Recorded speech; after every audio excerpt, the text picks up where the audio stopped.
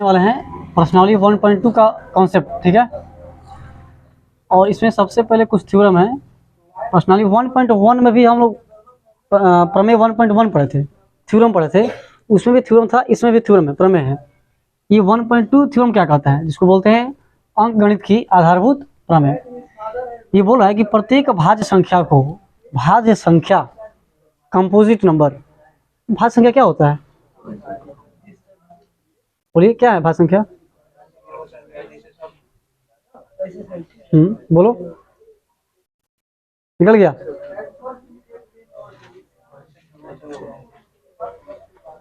वैसी संख्या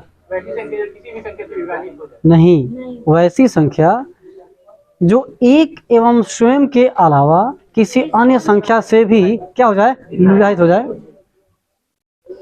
या इसका परिभाषा और है कि वैसी संख्या जिसके गुणनखंडों की संख्या 2 से अधिक हो। तो आप लोग इतना जल्दी भूल गए, मैंने बार बार पलटने की आवश्यकता पड़ रही है, तो डंडा उठा लेंगे तुरंत, समझ आया? हम एग्जाम्पल भी दिए थे कि भाज्य संख्या, सबसे छोटी भाज्य संख्या की शुरुआत कहाँ से होती है, बताए थे, तो फिर याद क्यों नहीं है? अभाज्य संख्या क्या है? Prime number. और वैसी संख्या जो एक एवं स्वयं के अलावा किसी अन्य संख्या से भी विभाजित न हो, ठीक है, और ये विभाजित हो जाता है तो भाज्य संख्या है। तो ये थ्योरम क्या कह रहा है कि प्रत्येक भाज्य संख्या को अभाज्य संख्याओं के एक गुणनफल के रूप में, प्रत्येक भाज्य संख्या को अभाज्य संख्या के गुणनफल के रूप में हम क्या कर सकते हैं, व्यक्त किया जा सकता है, तथा यह गुणनखंडन अभाज्य गुणनखंडों के आने वाले क्रम के बिना अद्वितीय होता है, अकेला होता है, उसके बिना। एग्जाम्पल के तौर पे जैसे कोई भाज्य संख्या लीजिए, ध्यान दीजिए एकदम गौर से, हम एक भाज्य संख्या लेते हैं और वो ले लिए 12, एक संख्या लिए 12 जो कि भाज्य संख्या है। तो इस 12 का जो गुणनखंड है ना, वो क्या क्या हो सकता है, इस 12 का गुणनखंड क्या क्या हो सकता है। तो हाँ, अब कद्दू हो जाएगा, हो जाएगा ना, 2 के बाद क्या हो जाएगा, 3 भी तो होगा, फिर 4 भी तो होगा, 6 भी तो हो जाएगा, 12 भी तो हो जाएगा। समझना, यहाँ पे ये बोल रहा है कि प्रत्येक भाज्य संख्या को, चाहे वो 12 हो, चाहे 4 हो, चाहे 6 हो, चाहे 8 हो, चाहे 9 हो, ये सब भाज्य संख्या है। तो ये बोल रहा है कि प्रत्येक भाज्य संख्या को हम अभाज्य संख्या के रूप में व्यक्त कर सकते हैं, भाज्य संख्या को अभाज्य संख्या के रूप में क्या कर सकते हैं, व्यक्त कर सकते हैं। जैसे कि देखिए ना, यहाँ पे 12 लिए हैं ना, तो 12 क्या है, भाज्य संख्या है। तो 12 को हम कैसे लिखेंगे, इसका फैक्टर गुणनखंड 2 भी हो जाएगा, 3 भी हो जाएगा, 4 भी, 6 भी, 12 भी।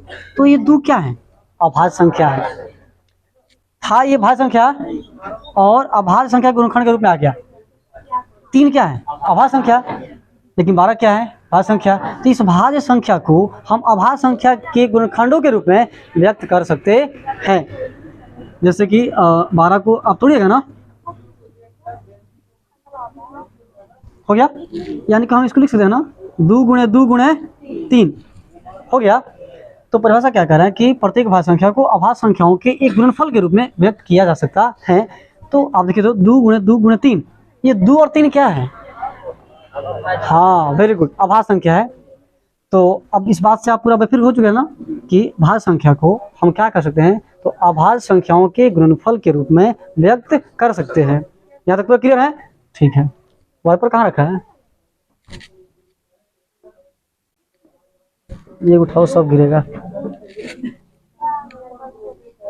4 भी आया है, तो 4 क्या है, इसके गुणनफल के रूप में, गुणनखंड के रूप में 4 नहीं है, है ना, इसके गुणनफल के रूप में। तो लेकिन 4 क्या है, भाज्य संख्या होता है। Very good. अब एक एग्जांपल लेते हैं।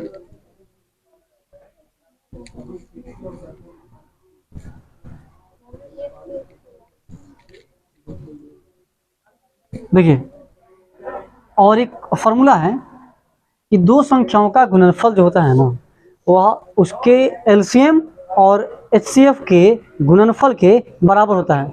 कोई भी 2 संख्या ले लीजिए, उसका आप एचसीएफ निकालिए, उसका आप एलसीएम निकालिए, और उन दोनों का गुणनफल, इन दोनों संख्याओं का गुणनफल के क्या होगा, बराबर। इस बात को हम प्रूफ करेंगे। देखिए, जैसे 2 संख्याएं ले लेते हैं, एक हो गया 96 और एक 404 ले लेते हैं। दो की संख्या लिए क्या क्या 96 और 400। एक काम करते हैं ना, 96 का फैक्टर निकालते हैं, ठीक है। दूसरे काटिएगा, 2 चौके 8, 2 8 16,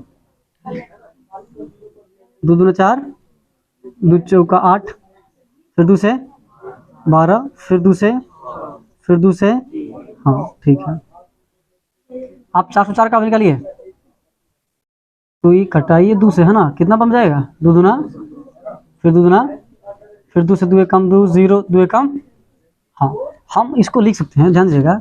96 बराबर 2 कितना है 1 2 3 4 5, यानी कि हम इसको लिख सकते हैं 2 के पावर कितना 5 इंटू 3। कोई दिक्कत?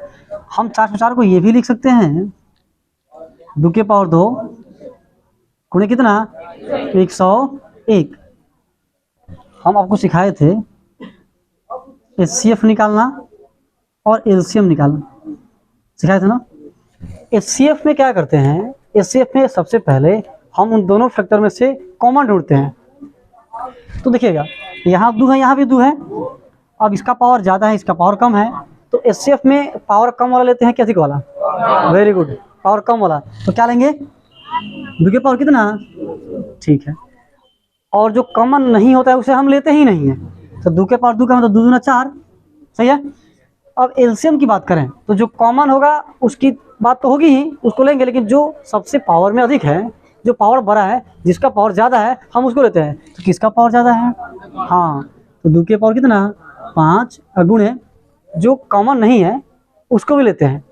यहाँ पे 3 है, यहाँ पे नहीं है, यहाँ पे 101 है, यहाँ पे नहीं, लेकिन फिर उसको हम क्या करेंगे, शामिल करेंगे। यानी कि हम 3 को भी लिखेंगे और 101 को भी लिखेंगे। इसको हल कीजिएगा, 2 के पावर 5 कितना हो जाएगा 32, हाँ 32 गुणे 3 एकम 3 0 300 कितना 3। अब इसको हल कीजिएगा तो 96 कितना जाएगा, हाँ। तो ये निकल चुका है आपका HCF निकल गया। और क्या निकल गया, अब सुनिएगा ध्यान से। अभी हम एक चीज निकाले हैं, 96 और 404 दो संख्या दिया हुआ था, तो हम क्या किए, इसका HCF निकालिए, कितना आ गया 4 आ गया। और फिर हम LCM भी निकालिए इसी मेथड से, लेकिन आप इस फॉर्मूले का इस्तेमाल करके बनाइएगा। इस फॉर्मूले का इस्तेमाल करते हुए आपको बनाना है। जैसे अब यहाँ पे क्या लिखे हैं, दो संख्याओं का गुणनफल। हमारे पास दो संख्या कौन कौन सी है, हमारे पास दो संख्या है, ध्यान दीजिएगा। दो संख्या है 96 और गुणे कितना 404। दो संख्याओं का गुणनफल बराबर LCM, LCM गुणे HCF। हमको थोड़ा मान लेते हैं कि हमको नहीं पता है LCM कितना है, लेकिन इतना पता है कि HCF 4 आया है। कितना है 4, तो उसको हम रखेंगे यहाँ पे, ठीक है। तो यहाँ से हम LCM निकाल सकते हैं, इसीलिए LCM बराबर क्या होगा, तो 96 गुणे 404 बटा कितना आएगा 4 से काट दीजिए, 4 एकम 4 0 4 एकम 4, यानी कि LCM जो है 96 गुणे कितना 101। चलो हल कर लो, 96 एकम 96 और फिर 96 में 0 से गुणा करो, कितना होगा 0 0, फिर 96 एकम 96 6 9 6 9 आ गया 96। तो हम इसको लिख सकते हैं 96। तो समझ गए। आपको करना क्या है, आपको करना है कि अगर दो संख्याएं दी रहेगी और उसमें से या तो LCM दिया होगा या HCF दिया होगा, कोई एक दिया होगा, तो आपको इस फॉर्मूले का इस्तेमाल करके वहां से हल कर रहा है। ये नहीं कि जब दो को संख्या दिया ही है तो उसका हम HCF निकालें LCM निकालें, तो फिर फॉर्मूला देने का क्या मतलब, कोई मतलब नहीं रह जाएगा। तो आप इसको पहले क्या कीजिए, यहाँ तो लिखे थे ना एग्जाम्पल के तौर पे आप 96 और 404 का फैक्टर, फिर ये जो प्रोसेस लिखे ऐसे लिखिएगा। और उसके बाद अब यहाँ पे अगर हम इसको सत्यापित करें तो पता है कैसे कीजिएगा, सत्यापन के लिए सत्यापन के लिए पता है हम लेके चलते हैं, क्या लेके चलते हैं LHS। तो LHS में मतलब कि लेफ्ट हैंड साइड, तो LHS में हमारे पास क्या है, दो संख्याओं का गुणनफल। तो दो संख्या क्या क्या है 96 गुणे कितना है 404।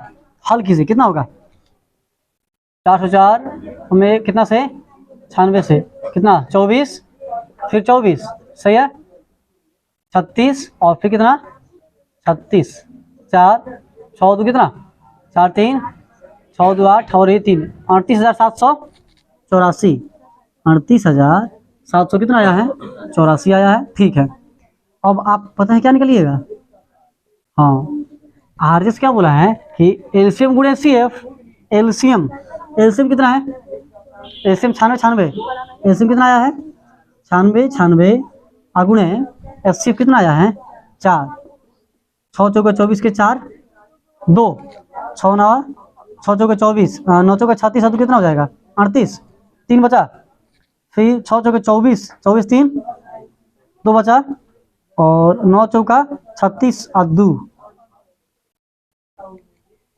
हो गया बराबर।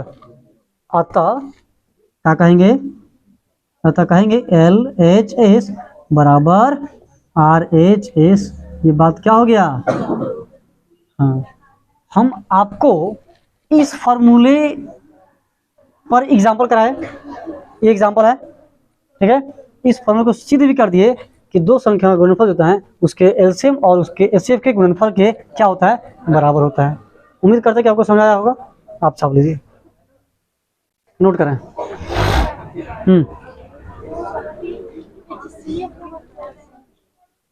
यहाँ पे आपको एचसीएफ दे रखा है कितना 4, तो एचसीएफ जब दिया है तब क्या बचा है वही तो लिखे,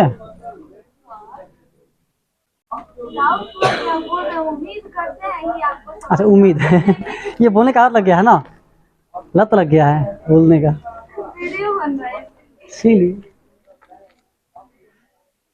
क्लास ऐसे करना है एकदम, कंसेप्ट लीजिए, कंसेप्ट इज पावर।